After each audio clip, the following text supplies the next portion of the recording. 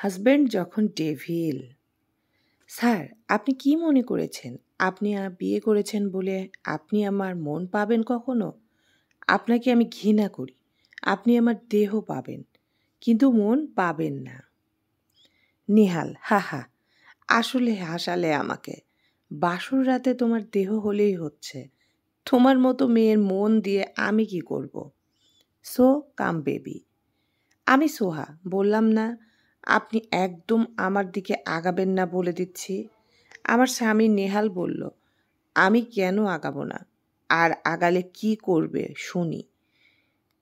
নেহালের কথাগুলো বলে আমার দিকে আগাতে থাকে। দেখুন প্লিজ, আমাকে ছেড়ে দিন। আমাকে হ্যাচকা টান দিয়ে নেহালের সাথে জড়িয়ে নিল, আমার ঘাড়ে মুখ ডুবিয়ে দিল।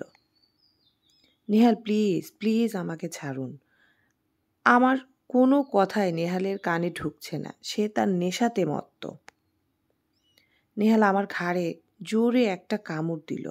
আমি আ আ বলে চিৎকার করলাম। নেহাল বলল, সোহা বেবি, এখনই চিৎকার করো কেন? বাকি রাত কি করবে? নেহাল প্লিজ আমাকে ছাড়ুন। সোহা এরপর কিছু বলার আগে নেহাল রাত সোহার ঠোঁটে ঠোঁট আবদ্ধ করে নিল। তারপর সোহাকে নিয়ে ডুবে গেল অন্য এক রাজ্যে, ভেসে গেল অকুল শান্তির দেশে। পরদিন সকালবেলা সোহা ঘুম থেকে উঠে দেখে ও নিহালের বুকে মাথা রেখে ঘুমাচ্ছে। সোহার সারা শরীর ব্যথা, ব্যথায় ও উঠতে পারছে না। আর কেউ কিভাবে ঘুমাচ্ছে? আল্লাহ, কি পাপ করেছিলাম যে তুমি এই ডেভিলটার গলায় আমাকে ঝুলালে। সোহা টাওয়াল পেঁচিয়ে শাওয়ার নিতে গেল।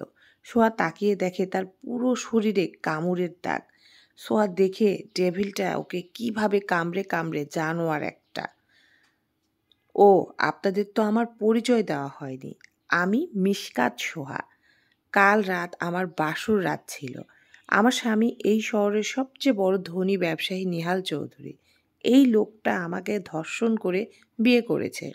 চলুন সেই ইতিহাসটা আপনাদের একটু শোনাই। চৌধুরীর অফিসে প্রথম দিন, কিন্তু আমার তখন 1 বছর চাকরির বয়স। ও, আজকেই জ্যামে আটকাতে হলো, ভালো লাগে না। আজ নাকি ছাড়ের ছেলে আসবে নতুন এমডি হয়ে। এই ব্যাটা নাকি সেই প্যারা দেয়। তাড়াতাড়ি অফিসে ঢুকে পড়ি। অফিসে ঢোকা মাত্রই দেখি এখানে কেউ নেই। কেন? সবাই কি উঠে গেছে? নাকি স্যারের রুম থেকে আওয়াজ আসছে? গিয়ে দেখি নেহাল নামে আমাদের স্যারের ছেলে সবাইকে বকছে, হাউ ডেয়ার ইউ! আপনাদের সাহস হয় কি করে অফিসে এইভাবে লেট করে আসার? এটা একটা অফিস নাকি আপনাদের বাড়ি যে যখন ইচ্ছা আসলেন আর যখন ইচ্ছা চলে গেলেন? বাবা, আপনাদের মতো এরকম ফালতু এমপ্লয় রেখেছেন কেন কে জানে। ম্যানেজার স্যার ভয়ে চোখ তুলে বলে, স্যার আমি আসলে আসলে আসলে দুঃখিত। নেহাল স্যার বললেন, কি আসলে আসলে করছেন? আপনারা কি তামাশা পেয়েছেন? আর আমার পিএ কোথায়? এইবার আমার কি হবে রে সোহা? কে এইবার বলবে আজ একটু তাড়াতাড়ি আসতে? আর এই ফাঁকিবাজ মেয়েটাকে নিয়ে কি যে করি, মনে মনে কথাগুলো ভাবছিল ম্যানেজার সাহেব। নেহাল স্যার, কি হলো? ম্যানেজার সাহেব এখন আবার কোথায় হারিয়ে গেলেন? একটা প্রশ্নের উত্তর দিতে কতক্ষণ লাগে? স্যার মানে না স্যার, আপনার পিএ সোহা এখনও আসেনি। কি? আপনারা নিজেরাই এত লেট এসেছেন, সেখানে আমার পিএ এখনও আসেনি? হঠাৎই নিহালকে থামিয়ে দিয়ে পেছন থেকে কেউ একজন বলে ওঠে,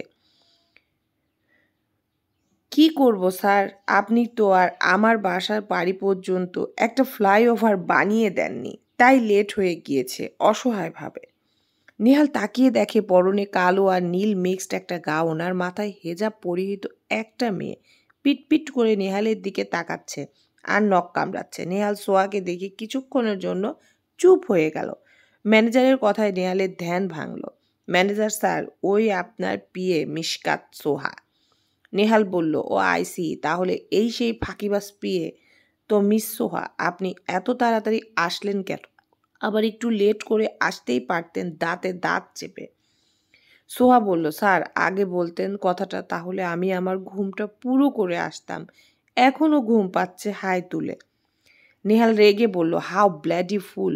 তোমার মতো একটা সময় জ্ঞানহীন মেয়েকে কিভাবে বাবা কাজে রেখেছে এখানে? আসলে স্যার যে আমি জ্যামে আটকে নেহাল আর সোহাকে কোনো কথা বলতে দিল না। শ্যাট আপ, কোনো কথা শুনবো না আমি। ম্যানেজার, নেক্সট টাইমে যদি এরকম হয় আমি আপনাদের সবাইকে আউট করে দেব বলে দিলাম। Now you all leave, just disgusting. সবাই চলে গেল। সোহাও নিজের কেবিনে গিয়ে বসে ভাবে, বাপরে কি বজ্জাত এমডি রে বাবা, মনে হচ্ছিল লবণ দিয়ে গিলে ফেলি ব্যাটাকে। লাল গরু একটা, এত রাগ দেখানোর কি আছে? রাস্তা কি ওর বাপের নাকি যে আমি জ্যামে আটকাতে পারবো না? ডেভিল কোথাকার। হঠাৎ করে সোহার ফোন বেজে উঠল। এখন আবার কে ফোন করলো? স্ক্রিনের উপর আকাশের নামটা দেখে সোহার মুখটা খুশিতে ভরে গেল। হ্যালো আকাশ। কি হলো সোহা, তুমি কাল রাতে থেকে আমার ফোন তুলছো না কেন? তুমি জানো না আমি কত টেনশনে আছি? আরে শোনো, আজ অফিসে একটা খুবই লাল গরু এমডি এসেছে। ওই এমডির প্যারায় ছিলাম, তাই তুলতে পারিনি। ও, তুমি কিছু খেয়েছো? বাড়িতে গিয়ে আমার সাথে কথা বলিও, ওকে? আকাশ বলল, আই লাভ ইউ মাই জান, মাই ওয়ার্ল্ড, মাই সোহা। সোহা বলল, আই লাভ ইউ কমুনা। আকাশ বলল, হা হা হা, পাজি একটা, রাখছি এখন। আকাশ সোহার বিয়ে। সোহা আর আকাশের 3 বছরের রিলেশনশিপ। দুজন দুজনকে খুব ভালোবাসে। সোহা আকাশের ফোনটা কেটে পিছনে ফিরে যা দেখল, নেহালের চোখ দিয়ে যেন আগুন ঝরছে। সোহা বলল, স্যার আপনি? নেহাল বলল, হ্যাঁ আমি। আপনাকে কি এখানে অফিসে বসে নিজের ফ্রেন্ডের সাথে আড্ডা দেওয়ার জন্য রাখা হয়েছে? সোহা, ইয়ে না মানে স্যার। টেবিলে বাড়ি মেরে নেহাল বলল, কি মানে করছেন? Just answer me damn it. Soha বলল, আসলে আসলে নেহাল বলল, কোনটা আসল কোনটা নকল এটা আমার দেখার বিষয় না। আপনার মতো একটা কেয়ারলেস, ইউজলেস, ইনরেসপন্সিবল এমপ্লয় আমার বাবাকে এভাবে রেখেছেন, সেটাই আমি বুঝতে পারছি না। নেহালের কথাগুলো শুনে সোহার চোখে পানি চলে আসে। এই প্রথম কেউ তাকে এত বাজেভাবে অপমান করলো। সোহা বলল, স্যার এরকম আর হবে না, আই প্রমিস। নেহাল চৌধুরী কাউকে একবার সুযোগ দেয়, বারবার নয়। আপনার সেই সুযোগ সে চলে গেছে। So you are out from my office, get lost damn it. Soha বলল, স্যার প্লিজ স্যার, আমার কথা শুনুন। I don't want to see you again get lost. এই বলে নেহাল বেরিয়ে গেল। সোহা তো কাঁদতে কাঁদতে শেষ। এখন কি করবে? এই জবটা চলে গেলে আমি কিভাবে মায়ের চিকিৎসা করাবো? আল্লাহ প্লিজ হেল্প করো। নেহাল নিজের কেবিনে গিয়ে ম্যানেজারকে ফোন দিল। ম্যানেজার স্যার আমাকে ডেকেছেন? নেহাল বলল, হ্যাঁ, আমার জন্য নতুন পিএর বিজ্ঞাপন দিন। ম্যানেজার স্যার, পিএ কেন? সোহা তো আছেই। নেহাল, আমি মিস সোহাকে জব থেকে বের করে দিয়েছি। ওনার মতো পিএ আমার দরকার নেই। ম্যানেজার বলল, স্যার প্লিজ মেয়েটার এমন সর্বনাশ করবেন না। মেয়েটা যে ওর মাকে বাঁচাতে পারবে না। নেহাল বলল, কি বলছেন আপনি? ম্যানেজার বলল, হ্যাঁ স্যার, সোহার বাবা বেঁচে নেই। ও ওর বাবার একমাত্র সন্তান। ওর মার লাঞ্চের সমস্যা আছে। এই জন্যই ওই মেয়েটা অল্প বয়সে পড়াশোনা বাদ দিয়ে চাকরি করছে। স্যার প্লিজ আপনি মেয়েটাকে আরেকটা সুযোগ দিন। নেহাল বলল, ওকে, কিন্তু এটাই শেষ। এরপর আর কোনো সুযোগ দেব না। আপনি গিয়ে ওনাকে আমার সাথে দেখা করতে বলুন।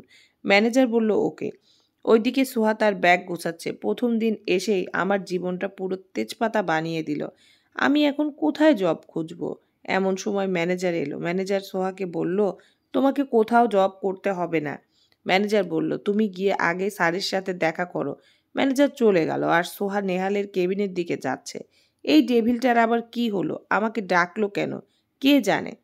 তারপর আবারও অপমান করতে ডেকেছে না তো? শয়তান একটা, তোর যেন জীবনেও বিয়ে না হয় বলে দিলাম। এই বলতে বলতে সোহা কেবিনে ঢুকলো। গিয়ে দেখলো নেহাল ল্যাপটপে কাজ করছে। বলল, স্যার আসবো? নেহাল বলল, আসো। সোহা অনেক সময় দাঁড়িয়ে আছে, তাও নেহাল কিছু বলছে না দেখে সোহা মনে মনে বিড়বিড় করছে, শয়তান একটা, পাটের বিবি সে যে বসে থাকে তাও কানে ঢুকছে না। মনে হচ্ছে ব্যাটার কানে ব্যাং হিসু করেছে। উফ, অসহ্য। মনে মনে সাহস একটু চিল্লিয়ে বলল, স্যার স্যার। নিহাল কে কে বলল। স্যার সেই কখন থেকে ডাকছি আপনি শুনছেন না তাই, নিহাল এবার বলে।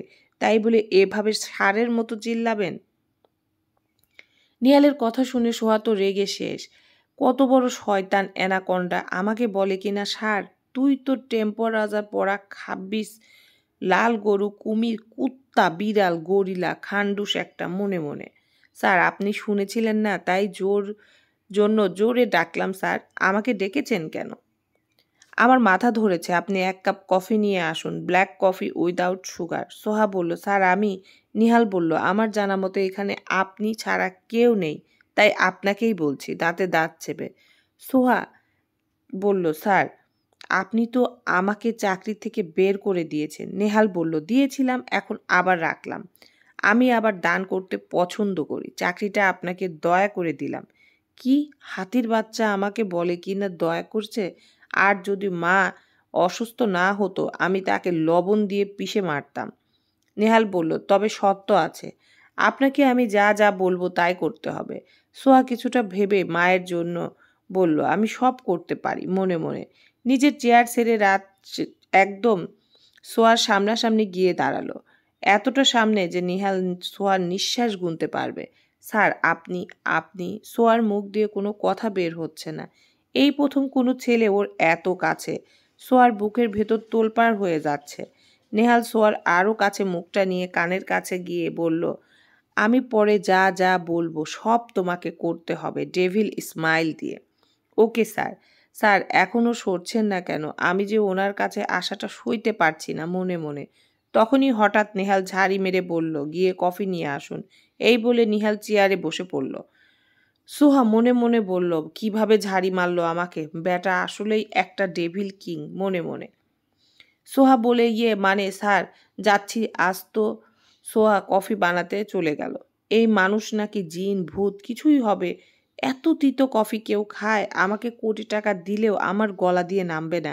আমি না খেয়ে মরলেও এই কফি জীবনেও খেতাম না। কফি নিয়ে নেহালের রুমে গেল। স্যার আসবো? নেহাল বলল, আসুন। আপনাকে কি কফি হাতে সংসেজে দাঁড়িয়ে থাকতে বলেছে?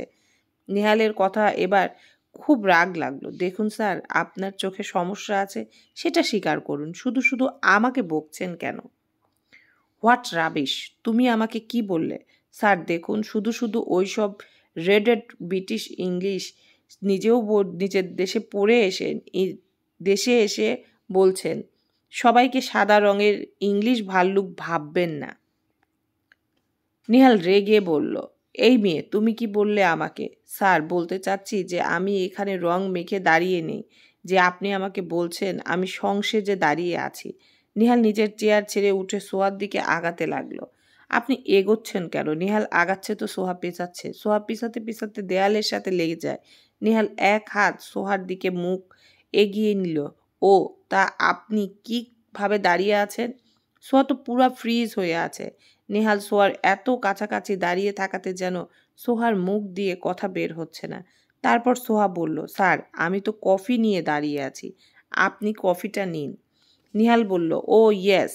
নিহাল সোহার হাত থেকে কফিটা নিয়ে একটু দূরে যেয়ে কফিতে মুখ দেওয়ার সাথে সাথে ওয়াক করে মুখ থেকে কফিটা বের করে দিল। Nihal walk walk, what is this? এটা কফি নাকি শরবত? সোহা বলল, কেন স্যার কফি। নেহাল বলল, ও রিয়েলি? কফি বুঝি এমন ঠান্ডা হয়? সোহা কোনো কথা বলল না। স্যার হয়তো ঘরে প্রবেশ করার পর ঠান্ডা হয়ে গেছে, আবার গিয়ে কফি বানিয়ে নিয়ে আসুন। সোহা বেরিয়ে যাচ্ছিল, ডাক দিয়ে বলল, এই ফ্লোরের কফি কে পরিষ্কার করবে শুনি? সোহা নেহালের দিকে তাকালো, তারপর কফিটা পরিষ্কার করে নিয়ে আবার নতুন করে কফি করে নিয়ে এলো। স্যার আপনার কফি। কফিটা চেখে দেখিয়ে দিন। সোহা বলল, মানে? মানে খুব সোজা, আপনি যে কফিতে বিষ মেশাননি তার কি প্রমাণ আছে? তাই চেখে দিন। সোহা বলল, শালার পুত, পুরান লাল গরু, শয়তানের নানা, মনে চাচ্ছে সত্যি তোকে বিষ খাইয়ে মারি। মনে মনে এতগুলো গালিগালাজ করলো। কি হলো, দাঁড়িয়ে আছেন কেন? জি স্যার বলে সোহা 2 ঢোক কফি খেয়ে নিল। তারপর নেহালের দিকে কফিটা বাড়িয়ে দিল। নিয়ে আসুন আরেক কাপ কফি। কেন? কফি না আনলে আমি কি আপনার এই এঁটোটা খাবো নাকি? সোহা যেন আকাশ থেকে পড়ল। কিন্তু স্যার আপনিই তো বললেন, চেখে দেখতে বললেন। যান গিয়ে কফি নিয়ে আসুন। সোহা আরেকটা কফি করতে গেল। ডেভিল একটা কিভাবে আমাকে ঢপ দিয়ে আমাকে দিয়ে 3 কাপ কফি করালো। দাঁড়া না, সময় আমারও আসবে। তখন আমি তোকে লটকা শুটকি বানাবো, তারপর শুকিয়ে রান্না করে খাবো। কফি হাতে সোহা নোহালের কেবিনে ঢুকলো। স্যার আসবো? হ্যাঁ আসুন। সোহা যেন হাঁপ ছেড়ে বাঁচল। কেবিন থেকে বেরোবার সময় সাদা ভাল্লুক বলার শোধটা পরে নেবে ডেভিল স্মাইল দিয়ে ভাবল নেহাল। সোহা নিজের কেবিনে চলে গেল।